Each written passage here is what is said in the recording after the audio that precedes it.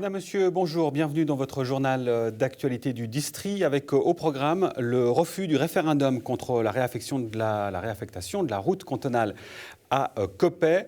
Nous verrons aussi le sourire du syndic de Prangin qui affiche des comptes excédentaires. On évoquera aussi les 100 ans de la Société de développement de Prangin. Et enfin, on reviendra sur la saga des maisons de quartier au conseil communal de Nyon.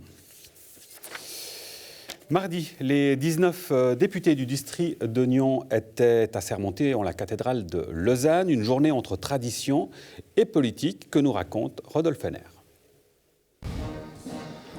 On ne plaisante pas avec les traditions. Mardi matin, tout ce que le canton compte comme élu au Grand Conseil ou au Conseil d'État, on en eut, s'il le fallait encore, la preuve. Pour la traditionnelle assermentation, les petits plats ont ainsi été mis dans les grands. Et il y a ceux à qui ça plaît et les autres. C'est magnifique, on a un sentiment incroyable en rentrant dans cette cathédrale, c'est magique. Je pense que ça fait partie d'un patrimoine de maintenir justement ces traditions par rapport à des manifestations de mise en place d'un gouvernement. Je crois qu'on doit garder ça, c'est vraiment une fête qui marque l'esprit, marque la personne qui arrive au gouvernement, c'est bien.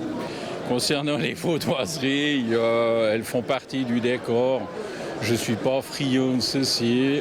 Par respect pour mes collègues, je les ai accompagnés. Fanfares, défilés, folklore en tout genre et cérémonies en la cathédrale de Lausanne, ponctuée de la promesse de servir au plus près de sa conscience les lois et le peuple vaudois.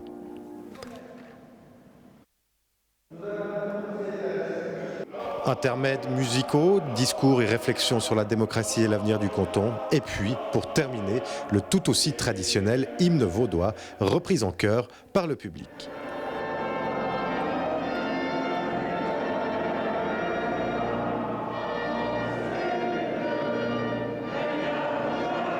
Journée de fête, évidemment, mais aussi coup d'envoi d'une nouvelle législature qui sera, pour certains et certaines, la première expérience en la matière.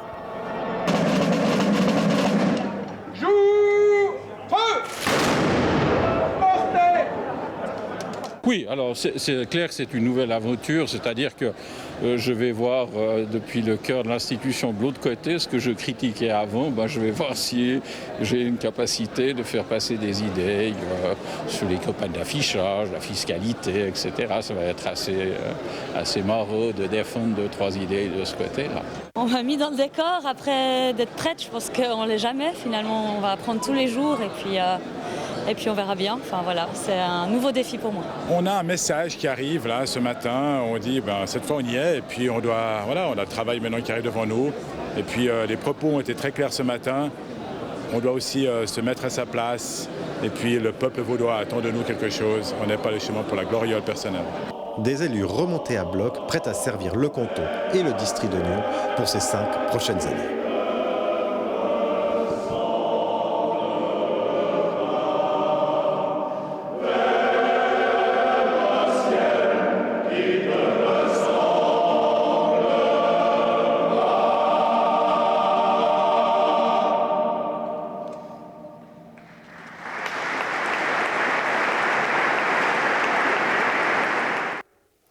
Le tourisme se porte à merveille sur la côte. Elle séduit de plus en plus d'alémaniques notamment. Et plusieurs offices régionaux se sont d'ailleurs vus octroyer un label récompensant la qualité exceptionnelle de leurs prestations. Avec nous, François Briand, bonjour. Bonjour. Vous êtes le président de Nyon Région de Tourisme. On a pu l'évoquer à plusieurs reprises sur ce plateau. Tous les signaux sont ouverts. Oui, tout à fait. L'année 2016 a été une excellente année pour notre région et on s'en réjouit. Malgré une conjoncture qui n'est pas revenue encore au beau fixe, on connaît l'environnement macroéconomique qui nous entoure, le franc fort et différents problèmes qui sont autant de freins à un développement touristique. Mais malgré cela, je crois qu'on peut se réjouir effectivement que la région lémanique, au-delà de l'ensemble du canton de Vaud, qui a fait une excellente année, et je crois même pouvoir dire que c'est historique, mais le canton de Vaud a été la région de Suisse, parmi les 14 régions touristiques recensées de notre pays, qui a le plus évolué en termes de nombre de nuitées. C'était jamais vu, et je crois qu'enfin, le canton et ses différentes régions, que ce soit la Riviera, la côte chez nous, ont des atouts à faire valoir, et effectivement, en mettant l'accent sur une clientèle suisse-alémanique dans des marchés de proximité, donc français, suisse alémanique, on a pu faire découvrir l'extrême richesse et diversité de notre offre touristique, notamment en matière de loisirs. Alors, avant de venir sur les facteurs du succès, vous parliez d'une conjoncture difficile. Si on prend l'année 2015, qui était présentée comme une année sacrifiée, on pense bien sûr au Francfort, vous aviez eu l'Assemblée générale jeudi dernier. Cette année-là a été évoquée et finalement, c'était moins pire que constaté et prévu. Donc on a présenté les comptes 2016, oui. les résultats de nuitée 2016, avec une augmentation pour la région de la Côte, enfin du district de Nyon, de plus de 20%. Donc c'est effectivement, si on compare cela à l'évolution du tourisme suisse, qui est en légère régression de moins 0,3, le canton de Vaud a progressé de plus 4,5, donc notre région se profile effectivement comme une région qui a très fortement augmenté. Alors il y a l'ouverture de nouveaux hôtels qui favorisent l'évolution de ces statistiques, bien sûr, mais globalement, encore une fois, on peut se satisfaire d'une évolution extrêmement favorable pour notre région. Alors naturellement, 2016 a été évoqué à l'Assemblée générale. 2015, c'était une perte de 3,8% des nuitées, qui était une perte moindre que ce qui était attendu. Les causes, les raisons de ce succès, vous l'évoquez notamment vous l'expliquez par une corrélation très forte entre les campagnes qui ont été menées et les résultats, évidemment. On nous rappelle ces campagnes, sur quels aspects ils ont été orientés? Plusieurs choses. Je crois qu'il faut tout d'abord rester relativement humble. Le rôle d'un office du tourisme, c'est de promouvoir une région, de donner l'information touristique aux autres qui viennent nous visiter. Des études sérieuses ont démontré que le critère décisionnel au moment d'un choix d'une destination est influencé à hauteur de 20% par les offices du tourisme. Donc, mais sachant cela, ce 20% peut être important. En ce qui nous concerne, nous avons développé une stratégie maintenant depuis 4-5 ans qui met en évidence ce qu'on a appelé des domaines d'activité stratégiques ou des thématiques plutôt que des destinations. On estime que si on fait la promotion de notre région, notamment sur le marché suisse alémanique, il est plus important de parler de thématiques, l'art de vivre, la culture, les traditions, le patrimoine, l'art de vivre, les événements et festivals, très nombreux dans notre région, plutôt que de dire « venez à Coppet, Rolle ou Nyon ». Ça parle plus et je crois que le tourisme maintenant suit cette tendance, à savoir qu'on recherche des expériences, on recherche de vivre des moments uniques et des activités que l'on peut peut-être pas faire ailleurs. Et pour cela, notre territoire est extrêmement privilégié, un environnement naturel privilégié, des activités aussi en matière de culture qui font que cette approche stratégique semble porter ses fruits. Elle est d'ailleurs reprise par l'ensemble du canton de Vaud. Nous l'avions initiée, on est assez fiers de cela, en 2011, dans la région de Nyon. Cette stratégie a été reprise au niveau du canton de Vaud et porte ses fruits également. On le voit, effectivement. On profite de votre présence, François Brion, pour évoquer les comptes de la commune de Prangin. Vous en êtes le syndic. Des comptes excédentaires à hauteur de 887 000 francs, avec un autofinancement à hauteur de 1,6 million. Là aussi, tout va bien. Oui, c'est une bonne année. Cela dit, les comptes d'une commune sont quelquefois un exercice difficile de par les incertitudes qui planent encore, à la fois en termes de recettes qu'aussi bien en termes de charges, et avec des éléments qui ne sont pas toujours contrôlables. Mais globalement, on peut se satisfaire d'un résultat excédentaire qui est toujours plus facile à présenter devant son conseil. Et c'est la présentation des comptes qui est un moment de vérité devant le conseil communal chaque année, et sont présentés en même temps que le rapport de gestion. Et les deux documents sont passés à l'unanimité des membres du Conseil, ce qui est toujours encourageant et est une preuve de soutien et de confiance envers l'exécutif d'une commune. Cet excédentaire de près de 900 000 francs, qu'est-ce que vous allez en faire ? Donc, ce qu'il faut dire, peut-être, l'excédent de recettes était même supérieur à ces 900 000 francs, en chiffre rond. On avoisinait les 2 millions de francs et on a d'ores et déjà créé quelques provisions dans la perspective, justement, de ces incertitudes que j'évoquais, à savoir les factures péréquatives que l'on reçoit chaque année du canton. Il faut être prudent. Il y a une réforme de la péréquation qui est en route. On sait que des communes un peu plus privilégiées devront être solidaires des communes un peu plus pauvres. C'est le principe de la péréquation. C'est le principe même de la péréquation financière et facture sociale.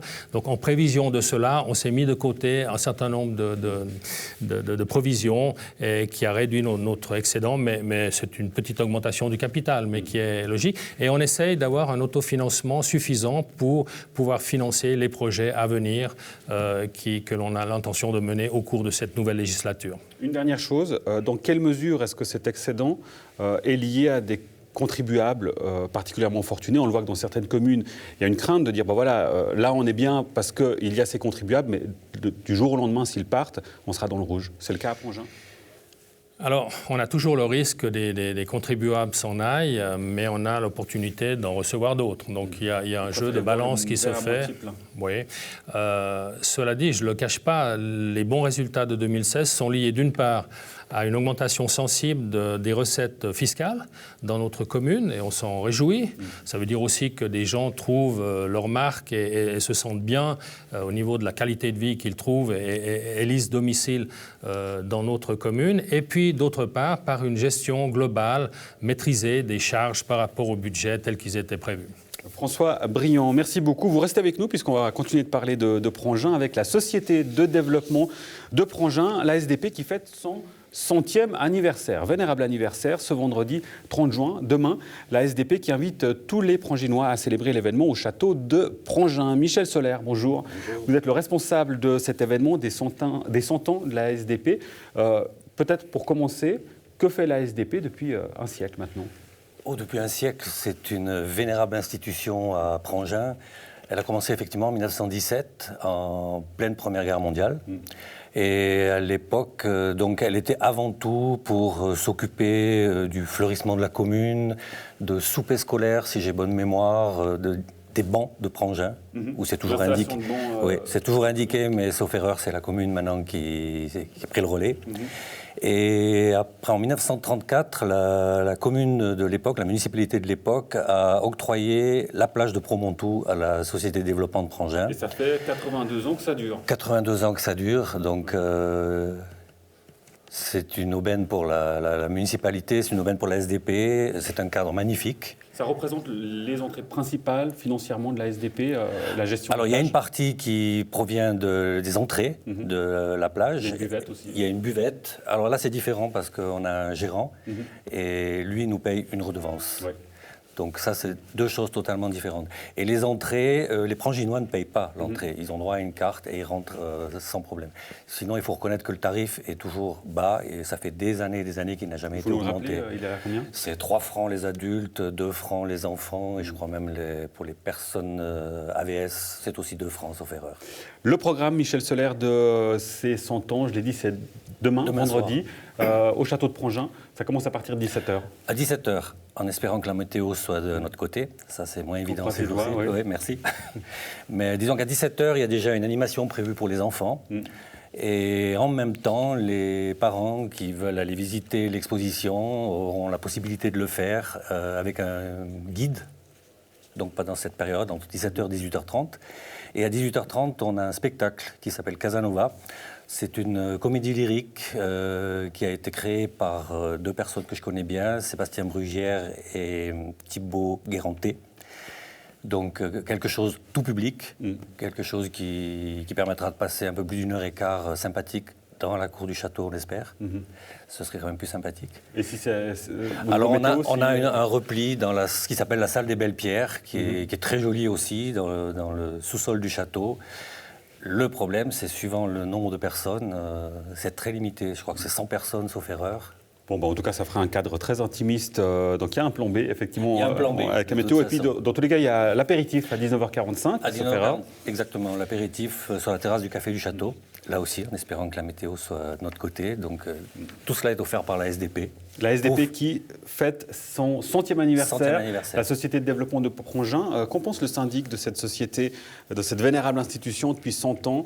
Quel est votre regard sur cette association? C'est formidable déjà qu'elle ait un siècle d'existence et finalement c'est un petit peu l'âme de notre village. C'est une valeur ajoutée fantastique en termes de cohésion sociale. Je crois crois qu'au-delà de ce qu'évoquait tout à l'heure, vous évoquiez, comment au-delà des bancs publics et des géraniums que vous pouvez mettre ici ou là, il y a toutes sortes d'activités. Notamment, je pense à la sortie des aînés que vous organisez chaque année, qui est quelque chose de formidable, très apprécié. Et donc, la mission d'une société de développement va bien au-delà de ce que l'on peut imaginer. Et en dehors notamment de la gestion de la plage, beaucoup d'activités à caractère social. Et malgré tout ça, malgré ces 100 ans d'existence, Michel Soler, il y a une ombre au tableau aujourd'hui. Une ombre, il faudra discuter, voir avec M. Briand et le reste de la municipalité. Mais disons qu'à l'heure actuelle, la SDP, comme vous le disiez, M. Briand, c'est le Noël des enfants, chaque année, qui anime en fin de journée donc, toute la place du village. Vous le disiez, M. Briand, la sortie des aînés. La SDP participe aussi financièrement ou directement à différentes manifestations, la fête au village, entre autres. Elle subventionne aussi beaucoup d'autres associations du village, soit financièrement ou en achetant différentes choses dont les associations ont besoin. Et l'ombre au tableau dont je parlais, c'était la question du bail. Alors voilà, l'ombre au tableau, effectivement, c'est que toutes ces activités, tout ce qu'on fait, tout ce qu'on subventionne coûte relativement cher, même très cher. C'est clair que si du jour au lendemain, la SDP se retrouve sans ce revenu de la plage de Promontou, tout ça risque de tomber à l'eau à plus ou moins court terme. Alors du coup, François Briand, pourquoi remettre en cause, ça fait 82 ans que l'ASDP gère justement la plage, pourquoi remettre en cause ce partenariat? Non, je crois que ce n'est pas tellement une mise en cause. Il faut préciser peut-être encore que la municipalité a signé une convention avec la société de développement pour la gestion effectivement de la plage, qui regroupe également la gestion du restaurant, de la buvette. Il se trouve que le gérant va cesser son exploitation, le gérant actuel, à la fin de cette année. Et ça, ce n'est pas une décision de la municipalité, c'est une décision de la société de développement. Et nous profitons en quelque sorte de ce changement de gérance du restaurant pour essayer de mettre à plat un certain nombre de choses par rapport à la gestion globale de la plage et de la buvette. Ce n'est pas une sanction ou une résiliation de bail, c'est plus une convention, mais d'essayer de mettre un terme pour réfléchir à quelque chose de nouveau qui peut être quelque chose de similaire, mais on a... Vous lancez une sorte d'appel d'offres? Alors, pas encore. On va d'abord se déterminer sur ce que nous voulons faire de ce lieu qui est unique, qui est apprécié de beaucoup de gens. Et une fois que nous aurons positionné clairement ce que nous voulons faire de cette plage et de cette buvette, on pourrait effectivement lancer un appel d'offres. La société de développement pourrait y répondre en l'occurrence. Mais je crois qu'il faut d'abord savoir ce que nous voulons faire, élaborer ce qu'on appelle un concept. Est-ce que la plage doit être gérée en même temps que la buvette? Est-ce qu'on doit gérer les deux choses en même temps? Quel type de restauration l'on veut? Est-ce qu'il faut faire gratuite, pas gratuite? Donc tout ça doit être, à mon avis, mis à plat aujourd'hui. C'est le rôle de la municipalité selon nous. On a un tout petit peu de temps pour le faire, on va s'y atteler et après on prendra contact avec les exploitants potentiels pour mettre finalement en pratique ce concept qu'on aurait imaginé. François Briand, syndic de Prangin, merci beaucoup. Michel Soler, merci également pour votre présence et joyeux anniversaire demain pour ce 100e anniversaire. À bientôt. Merci. Le président sortant du conseil communal de Gland, Christian Gander, a remis son perchoir à son successeur, Patrick Vallat, un nouveau président qui promet un changement de style avec par exemple des préavis votés en un seul débat. Florian Cavalleri. C'était une magnifique année, très vite, peut-être trop vite passé. Il y a plein d'événements, plein de moments d'émotion, des sujets forts au niveau de notre conseil, avec un énorme plan de quartier voté en novembre.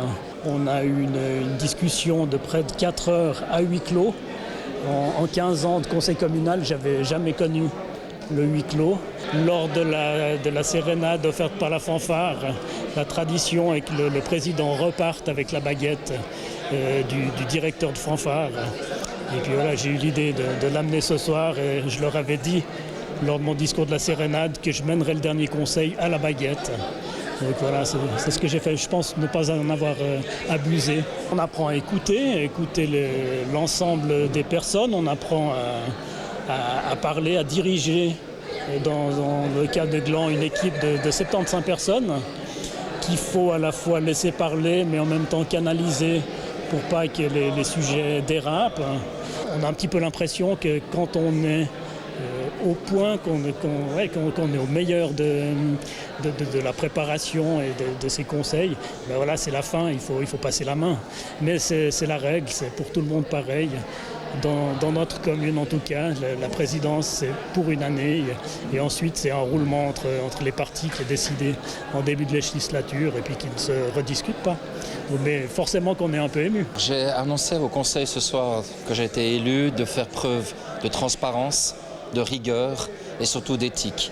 Je veux être un président qui anime, qui a du débat et puis qui a du dialogue entre les membres pour arriver à des décisions consensuelles. J'ai déjà officié une fois dans les années 2011-2012, pour être précis, et j'ai adoré ça. Donc j'étais dans une année en plus électorale, donc c'était pas évident, mais j'ai adoré ce rôle. Ouais. Alors c'est vrai qu'il faut d'abord un réseau au sein de son propre groupe politique, où il faut être adoubé dans le sens qu'on est porté par son groupe politique. Ensuite, il faut réseauter effectivement un petit peu avec les autres membres du conseil communal. Ensuite, c'est vrai, il faut lire presque par cœur ce règlement du conseil communal. Il y a des subtilités, il y a des petites choses qu'on peut faire dans le conseil. Je serais peut-être un président qui va peut-être instaurer ces fameux préavis en un seul débat, parce que c'est autorisé par le règlement. Pour certains sujets qui ne nécessitent pas nécessairement une commission, on peut peut-être passer directement en un seul débat. Je vous le disais dans les titres, les habitants de Coppet soutiennent leur municipalité défiée par un référendum dans son projet de réaffectation de la route cantonale. Le score est sans appel, 63,6%. Un projet qui touche également d'autres communes. Tannay et Founel ont accepté. Ami, le conseil communal l'a validé hier soir, mercredi. Rodolphe Henner. Gérard Produit, 63%, c'est une grosse victoire pour la municipalité et puis pour les autorités cantonales aussi. Oui, c'est surtout une victoire aussi pour le conseil communal, puisqu'en fait le comité de soutien était composé de gens du conseil communal. C'est la décision du conseil communal qui a été attaquée. Et félicitations aux trois commissions, commission de mobilité, commission de gestion et commission de finances, qui ont vraiment porté aussi le projet avec l'aide de la municipalité. Donc surtout bravo à eux aussi. Et puis vous allez être plus serein dans vos relations intercommunales avec les villages voisins. Exactement, c'est aussi une victoire sur la solidarité intercommunale, puisqu'en fait les compétents, en acceptant ce vote, valident aussi le vote Funachu et le vote des amis de Tannay. Et puis la semaine prochaine, c'est Mille. Reste Mille, et je pense que finalement la décision de Coppet, je suis confiant, va booster aussi les Mirelands qui vont accepter le projet, je le souhaite en tout cas. Bon, moi je suis très content parce que les gens ont pu s'exprimer. Le résultat est très net, ce qui me réjouit aussi parce qu'on a annoncé un résultat serré. Ce qui me réjouit moins, c'est la participation qui est en baisse de 4% par rapport au référendum fiscal que nous avons fait en 2009 et qu'on avait gagné haut la main. Est-ce que ces 4% auraient pu changer la donne, par exemple? La différence est quand même assez grande. Je ne parle pas, mais disons c'est quand même décevant que la moitié des gens ne se déplacent pas pour un préavis qui les concerne peut-être même plus que les impôts. On peut dire que les compétents n'ont pas entendu vos arguments? Ils n'ont pas pu parce que le combat était inégal. Nos adversaires ont utilisé tous les moyens, puis il y a des groupes extérieurs à Coppet qui ont fait le déplacement pour j'allais presque dire pour matraquer, pour faire du matraquage. Mais vous avez aussi fait du porte-à-porte, vous avez aussi fait des tout-ménages, vous avez aussi fait votre campagne légalement? On a fait un seul tout-ménage et on n'avait pas les moyens, on n'a pas les moyens de la municipalité, nous on est des amateurs. Quel est votre prochain combat? Il faut voir, disons, moi je ne cherche pas le combat, mais là c'est une occasion à saisir. Et puis ce sera aussi différent puisque je vais bientôt retourner au conseil, donc c'est un peu différent là, on peut faire des motions, etc. Donc c'est ça que j'aime beaucoup avec Gérard. La guerre des maisons de quartier fait rage au sein du conseil communal de Nyons. Il y a un mois, la droite refusait un projet de maison de quartier et des associations au jardin du Couchant. Lundi, les conseillers Carrard et Bouc sont tentés de revenir sur un projet identique, mais à quelques mètres de là, au Couchant B. Sans l'appui du Parti socialiste, ils ont finalement dû retirer leur postulat. Florian Cavalleri. Oui, je ne crois pas que le Conseil a refusé une maison de quartier. Je crois qu'il a refusé la proposition qui était faite ce soir de la mettre au Couchant B, puisque depuis longtemps déjà, le Conseil s'était prononcé pour mettre au Couchant B des logements. Ce qui ne veut pas dire que le Parti socialiste et la municipalité abandonnent l'idée d'une maison de quartier à Nyons. L'idée, c'était qu'au dernier conseil, la proposition de maison de quartier avait été refusée par la droite et par le conseil, notamment parce que c'est un projet qui coûtait très cher. Nous avons réfléchi sur qu'est-ce qui pourrait être une alternative où on pourrait mettre ce type d'infrastructure. Parler de maison de quartier, pas très juste. On parle plutôt d'une maison des associations qu'une maison de quartier, parce qu'on ne va pas faire ce type d'infrastructure dans tous les quartiers de Nyons. C'est quand même une infrastructure assez lourde. Donc c'est plutôt une maison des associations qu'une maison de quartier. Donc nous avons réfléchi à quel endroit nous pourrions mettre cette infrastructure, et celle qui nous paraissait le plus adéquat était au Couchant B, là où est à l'heure actuelle encore l'école. Mais pourquoi revenir sur le Couchant alors qu'il a été lourdement enterré par le Conseil le mois dernier? Alors, c'est pas le même Couchant. La dernière fois, c'était au jardin du Couchant, dans un plan de quartier. Et là, c'est sur une parcelle communale qu'on appelle le Couchant B, qui appartient à la ville, dans laquelle il y avait une partie de l'école du Couchant. Et donc, c'est pas du tout le même projet, mais c'est vrai que c'est le même secteur. C'est un projet qui déplaisait tant à la municipalité qu'au Parti socialiste qui a rejeté votre projet. Oui, je ne peux pas m'empêcher quand même de trouver l'attitude du Parti socialiste particulièrement exécrable, pour pas dire plus. C'est quand même un parti qui, le mois dernier, à ce même conseil, nous expliquait qu'il fallait à tout prix voter ce projet-là, nous sortant de grandes leçons de morale, d'éthique pour voter ce projet-là, et qui ce soir, effectivement, refuse d'étudier. On ne dit même pas qu'il fallait le faire. On demandait d'étudier la possibilité de le mettre sur cette parcelle-là, et refuse même d'étudier. Je crois que ça montre bien quel est l'état du Parti socialiste, enfin l'éthique du Parti socialiste dans cette affaire-là. Le Conseil s'était prononcé, comme j'ai dit déjà à plusieurs reprises, pour avoir du logement au Couchant B. Donc on ne voulait pas avoir une opposition entre ces deux projets. 20 logements à Nyons, c'est peu, mais c'est beaucoup. On sait qu'on est en pénurie de logements aussi et qu'il faut saisir toutes les occasions pour en créer.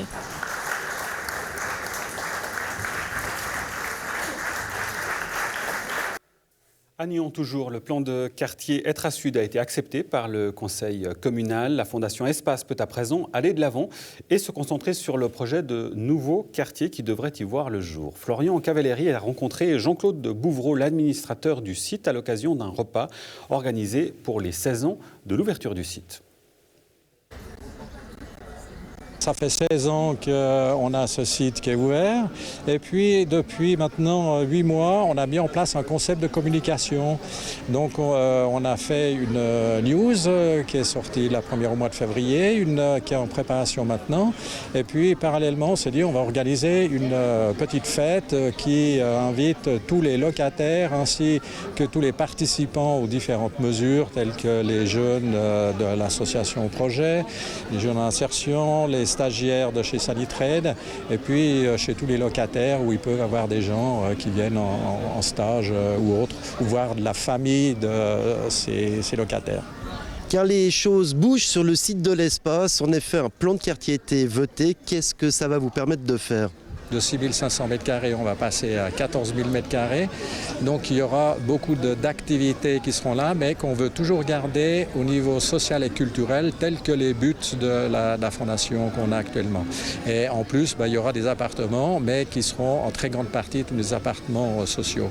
Alors le plan de quartier prévoit la possibilité de démolir les bâtiments qui sont en front de route, c'est-à-dire le bric-à-brac et puis le bâtiment principal. où on peut reconstruire des bâtiments là, qui seront plus volumineux et surtout plus hauts que les bâtiments actuels. Et puis sur le parking, on aura aussi la possibilité de construire. Mais on a une servitude de droit privé qui nous oblige quand même à avoir des constructions de hauteur limitée, de grandeur limitée. Donc on respectera ces servitudes dans le projet qu'on a. Et puis la halle, le bâtiment qui est au bord de l'As où il y a les activités de l'association projet, lui peut être augmenté. Le bâtiment doit rester parce qu'il est protégé, mais il peut être avec 2 étages supplémentaires. Et puis les grands bâtiments qu'on a avec les toits en chède où il y a tous les ateliers d'artistes, ça c'est des bâtiments protégés qu'on ne peut pas toucher, qui resteront sur le site. Dans le bâtiment qui sera assez volumineux qu'on pourrait faire à la place du bric-à-brac, on aimerait qu'on ait un bâtiment qui soit la Maison des Arts et de la Culture et qu'on ait une grande salle qui peut être une salle de spectacle, une salle d'exposition et qui soit justement mis à disposition des arts. Elle sera idéalement située avec une terrasse qui donnera sur l'As.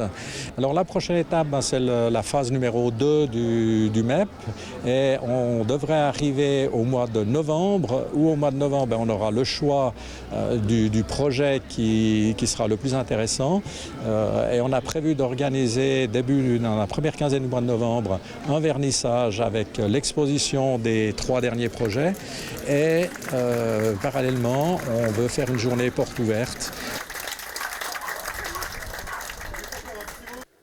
Les défis sont nombreux pour les transports publics nyonnais, en cause essentiellement l'explosion démographique dans la région, mais aussi l'incitation des collectivités publiques à préférer le bus à la voiture ou encore l'arrivée des nouvelles technologies. Le point avec la direction des TPN en compagnie de Florian Cavalleri. Les TPN ont fortement grandi puisque ces 5 dernières années, on peut dire que le personnel ou l'effectif du personnel des TPN a augmenté donc de près de 70%. Il y a une dizaine d'années, donc TPN Nyon Saint-Cergue regroupait 80 collaborateurs à peu près. Aujourd'hui, nous sommes environ 155. Vous me direz, ce n'est pas encore une très grande entreprise, mais le fait de passer un seuil, on peut dire aux alentours de 110-120 collaborateurs, fait que la structure doit évoluer. Vous avez également l'offre qui a évolué, que ce soit au niveau des bus urbains ou suburbains. Pour l'urbain, vous savez, il y a eu le passage au quart d'heure, donc ce qui a conduit à une augmentation donc des prestations de l'ordre de 70%.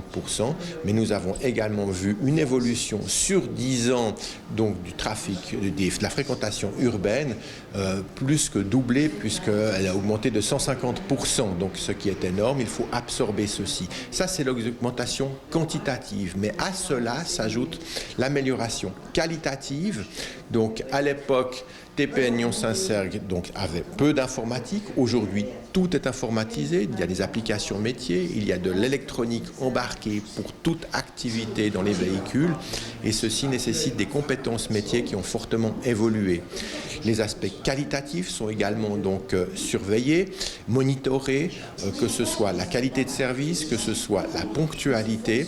Tout ceci fait qu'en termes de gestion d'entreprise, donc les processus, les méthodes de travail ont changé. Pour revenir donc au site internet et puis à la communication digitale, aujourd'hui, elle n'est pas encore en vigueur. Il y a des cahiers des charges qui sont rédigés, il y a des entreprises qui travaillent là-dessus pour que nous puissions, en 2018, offrir un nouveau site internet avec des applications smartphone qui sont dépendantes. On peut imaginer dans ces applications smartphone soit la possibilité donc d'acheter un titre de transport, quel que soit l'endroit où on se trouve, sur la ligne, ou de consulter l'horaire en temps réel. Au niveau donc, du système d'aide à l'exploitation et information voyageurs, c'est un gros projet que nous menons de concert avec les sociétés MBC et Travis, donc avec Morges et Yverdon. Nous avons acquis le même système, un système français, Cofeli Ineo, qui équipe également donc, les TL et les TPG, et qui nous permet, disons, de gérer le trafic de nos véhicules en temps réel. À cela s'ajoute de l'information voyageurs en temps réel qui sera mise en service au mois de décembre 2017 au changement d'horaire qui nous permet aux voyageurs d'être en permanence renseignés sur l'état des correspondances. Tous les ingrédients maintenant sont là pour nous structurer, pour réviser nos processus, pour travailler sur des chantiers de culture d'entreprise, pour garantir une qualité élevée, un service à la clientèle en amélioration. Et effectivement, on peut dire que les paradigmes ont changé ces 10 dernières années. Oui.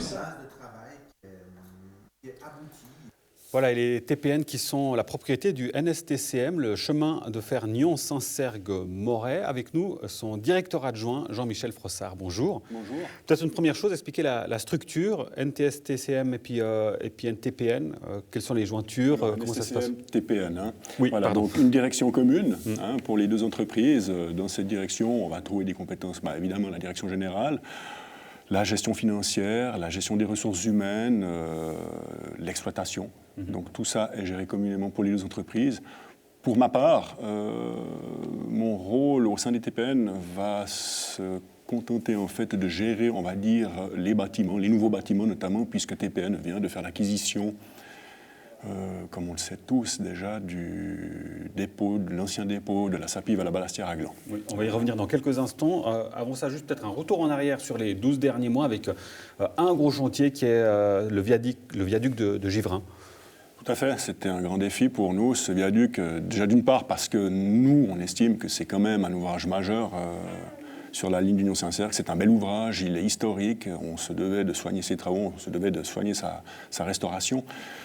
Donc c'est un projet de longue haleine qui a débuté en 2013 pour les études, avec une décision d'approbation des plans en 2015, et puis effectivement des travaux de rénovation en 2016, durant l'été 2016, qui se sont terminés à l'automne, et puis une petite inauguration en novembre de la même année. Alors hier soir avait lieu l'Assemblée générale du NSTCM avec les actionnaires naturellement. Qui sont d'ailleurs les actionnaires ? Alors comme actionnaires, nous avons la Confédération, l'OFT, pour les actionnaires principaux, le canton, représenté par la Direction Générale Route et Mobilité Route plutôt. On a les collectivités publiques locales et des privés.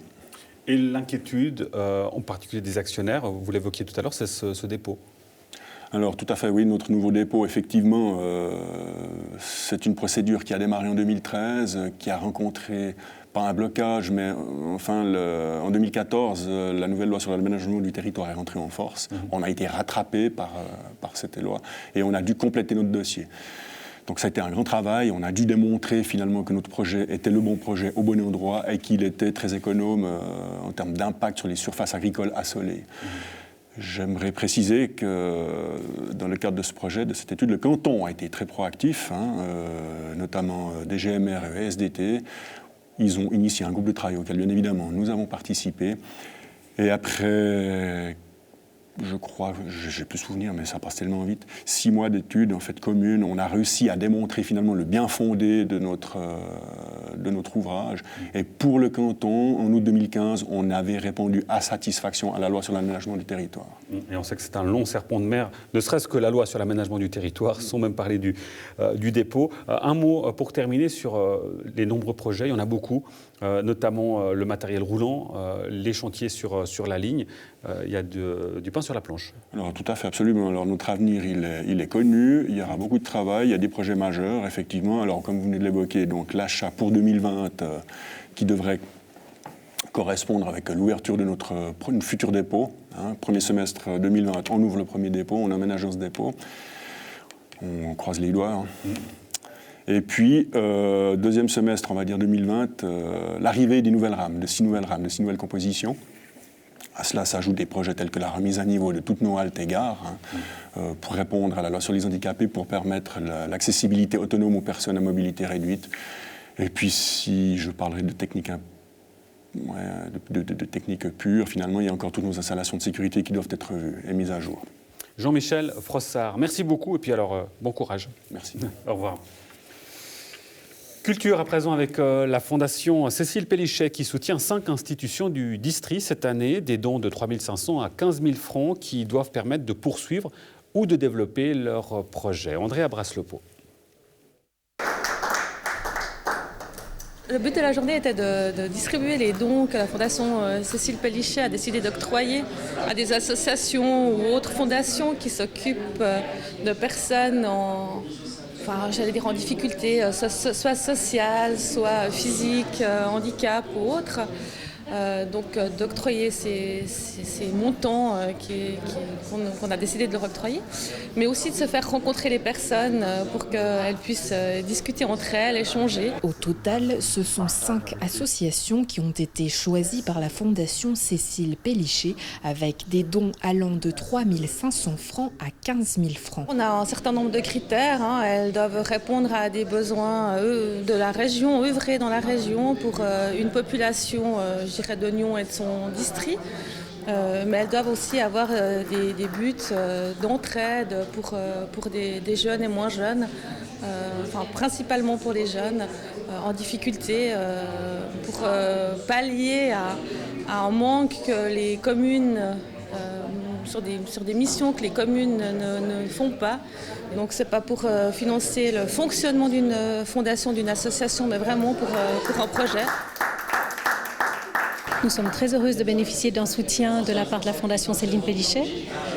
Ça nous permet de mettre en place différents spectacles et de financer les coûts d'accessibilité à ces spectacles pour le public sourd et malentendant sur toute la région romande, mais plus spécifiquement là pour un spectacle qui sera dans la région lyonnaise. Je suis très heureux parce qu'en fait notre association qui a plus de 20 ans a travaillé longtemps de manière complètement autonome, indépendante, sans apport et soutien extérieur, et depuis 2-3 ans, à force de notre développement, on a besoin, puisqu'on a plus de demandes, plus de prestations à offrir, d'avoir de l'aide, et cette générosité nous apportera la possibilité d'acheter un bateau de compétition, qui est le bateau des Jeux paralympiques, et qui va permettre certainement à un certain nombre de nos jeunes navigateurs handicapés, en situation de handicap, de pouvoir aller chercher le Graal dans les régates internationales et de se faire plaisir aussi comme sportif d'élite. Créée en 2000, la Fondation Cécile Pellichet est aujourd'hui présidée par le syndic de la ville de Nyon, Daniel Rosla. À l'origine, elle est fondée par Freddy Pellichet qui souhaitait honorer la mémoire de sa mère. Voilà, et en bref, vous rappelez le traditionnel cortège des écoliers qui se déroule ce jeudi dans les rues de Nyon. Un défilé des animations marque la fin tant attendue de l'année scolaire. La circulation d'ailleurs au centre-ville sera perturbée entre 17 et 19 heures. Les manèges et les animations foraines débuteront, elles, dès 14 heures sur la place des fêtes de Rives. Et à Glon, les élèves célèbrent aussi le début des vacances ce jeudi. La fête du chêne se tient dès 18h30 avec un défilé menant les élèves de la gare à l'établissement primaire des Perrerets. À noter que les 2 municipalités, celles de Nyon et de Gland, contactées par nos soins, confirment la tenue de ces défilés.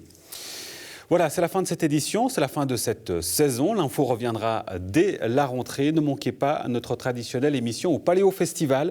Toute l'équipe de NRTV vous y réserve quelques belles surprises. Belles vacances à toutes et à tous. Dans quelques instants, c'est Rodolphe Henner pour le débat. Et quant à moi, je vous dis au Paléo et sinon à la rentrée. Ciao.